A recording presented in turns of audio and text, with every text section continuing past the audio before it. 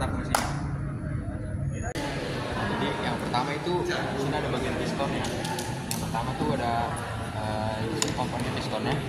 Nah, piston ini tuh berfungsi untuk menerima tekanan hasil dari pembakaran di ruang bakar dan menusukkannya ke connecting rod.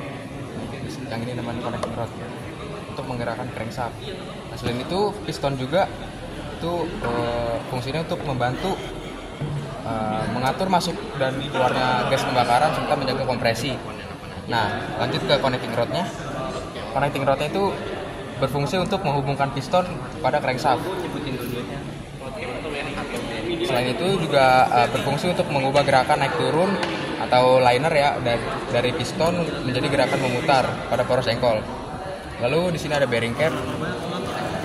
Nah, ini tuh merupakan penutup bantalan pada ujung connecting rod yang terhubung pada crankshaft. Nah, fungsinya itu untuk menjaga posisi bearing agar tetap kokoh, mengurangi gesekan dan memastikan putaran crankshaft berjalan lancar.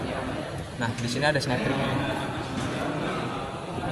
Nah, snap ring ini berfungsi untuk mengunci piston ini agar tidak bergeser dari samping dari dudukannya. Jadi dia nggak bakal keluar kemana-mana gitu buat menahannya. Gitu.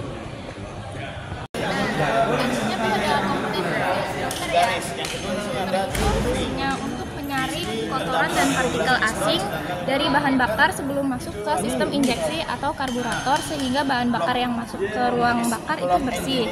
Nah, terus itu fungsi lainnya tuh mencegah endapan air atau karat yang masuk ke mesin yang dapat merusak injektor, pompa bahan bakar dan komponen lainnya serta ini tuh fungsinya untuk menjaga performa mesin tetap optimal dengan memastikan bahan bakar terbakar sempurna tanpa kontaminasi. Nah, komponen selanjutnya ada camshaft ya. Nah, fungsinya tuh yang pertama adalah untuk mengatur buka tutup katup. Camshaft ini berfungsi untuk membuka dan menutup katup masuk intake dan katup buang atau exhaust pada sesuai timing dengan mesin. Lalu putaran dari camshaft ini akan mendorong rocker arm atau lifter yang kemudian menekan katup agar membuka pada saat yang tepat. Lalu yang kedua, fungsinya itu untuk mengatur waktu pembakaran. Nah, camshaft ini juga memastikan katup membuka dan menutup sesuai dengan siklus langkah mesin. Ya, seperti yang kita tahu, langkah mesin itu ada 4, yaitu disam, kompresi, tenaga, dan buang. Lalu fungsi selanjutnya yaitu untuk menggerakkan komponen lain. Nah, pada beberapa mesin, camshaft ini juga menggerakkan fuel pump atau sebagai distributor pengapian. Gitu. Dengan secara Ini itu crankshaft atau poros engkol. di sini ada beberapa Fungsi utamanya itu buat mengubah gerak naik turun piston menjadi gerak putar.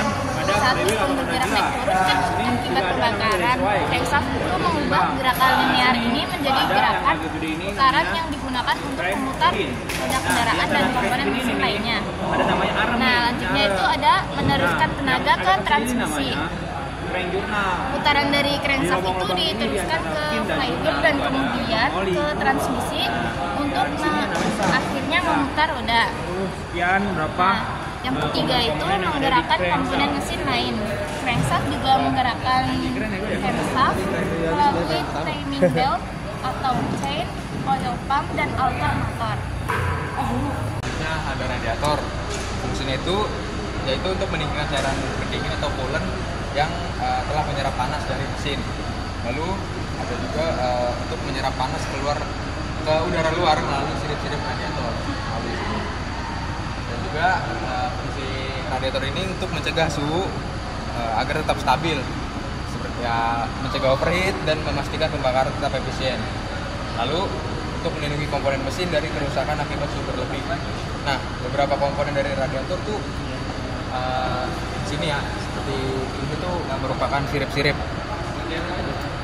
pendingin. Nah, lalu ada radiator cap atau tutup radiator. Ini tuh fungsinya untuk menjaga tekanan dalam radiator dan mengatur pelepasan tekanan berlebih secara reservoir. Tapi di sini ada reservoirnya. Lalu ada selang inlet atau inlet hose di sini. Nah, ini tuh selang untuk mengalirkan coolant yang ini merupakan outlet hose atau selang keluar. Ini tuh selang yang mengalirkan coolant yang sudah dingin dari radiator masuk dalam mesin lagi. Jadi coolant yang telah didinginkan di sini itu masuk ke engine lagi melalui sini. Nah, kalau ini merupakan inlet hose, itu selang yang mengalirkan coolant yang panas itu menuju ke radiator lagi untuk didinginkan. Lalu di sini ada kipas atau fan, itu fungsinya untuk membantu mempercepat pelepasan panas dari radiator dengan meniupkan udara melalui sirip radiator, terutama saat kendaraan berhenti atau berjalan.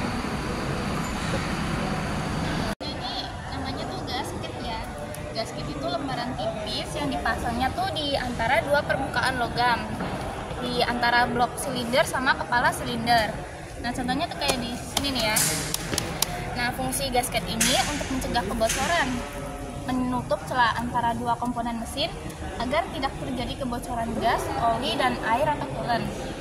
Selanjutnya itu fungsi gasket ada meratakan permukaan untuk mengisi ketidaksempurnaan pada permukaan logam yang tidak benar-benar rata agar sambungan rapat sempurna. Terus yang selanjutnya tuh menyatukan tekanan, menahan tekanan tinggi yang terjadi di ruang bakar agar tidak bocor keluar. Yang keempat tuh mencegah percampuran fluida, khususnya pada silinder head gasket, mencegah campuran antara coolant, oli, dan gas pembakaran.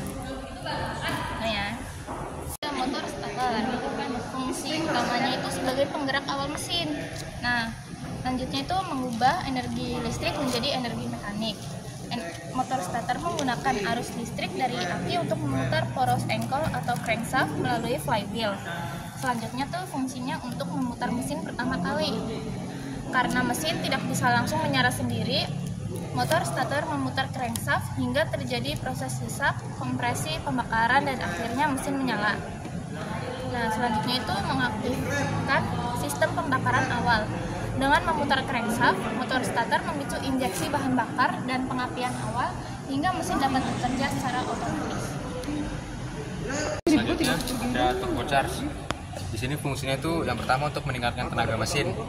Nah, dengan cara memanfaatkan atau mengkompresi lebih banyak udara ke dalam ruang bakar sehingga jumlah bahan bakar yang bisa dibakar juga lebih banyak, dan akibatnya itu menghasilkan tenaga yang lebih besar. Lalu yang kedua, untuk meningkatkan efisiensi pembakaran. Nah, karena suplai udara lebih banyak dan padat, jadi proses pembakaran tuh jadi lebih sempurna. Lalu yang ketiga, ada memanfaatkan gas buang. Nah, turbo ini bekerja dengan memanfaatkan energi dari gas buang atau exhaust gas untuk memutar turbin dan kompresor sehingga tidak membebani mesin secara langsung. Selanjutnya itu ada oil filter atau saringan oli yang fungsinya itu untuk menyaring kotoran, kerak, dan partikel logam dari oli mesin agar tidak ikut bersirkulasi ke dalam mesin. Menjaga kebersihan oli sehingga pelumasan itu berjalan secara optimal dan komponen mesin terlindungi dari keausan. Nah, yang ketiga itu memperpanjang umur mesin dengan memastikan oli yang melumasi selalu bersih dan bebas dari kontaminan. Adalah flywheel atau roda gila. Nah, fungsinya itu untuk menyimpan dan menstabilkan energi putar. Nah, flywheel ini menyimpan energi dari putaran mesin agar putaran crankshaft tetap stabil dan halus, terutama saat perpindahan langkah piston. Lalu fungsi yang kedua itu untuk membantu putaran awal saat start, memberikan gaya simpan agar mesin bisa lebih mudah diputar saat di starter.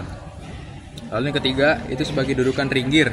Nih, di tepi flywheel ini terdapat ring gear yang terhubung dengan motor starter untuk memutar mesin saat start. Lalu fungsi yang keempat itu untuk menghubungkan mesin ke kopling. Flywheel ini terhubung ke kopling untuk meneruskan tenaga mesin ke transmisi. Sekian pemaparan video dari kami. Wassalamualaikum warahmatullahi wabarakatuh.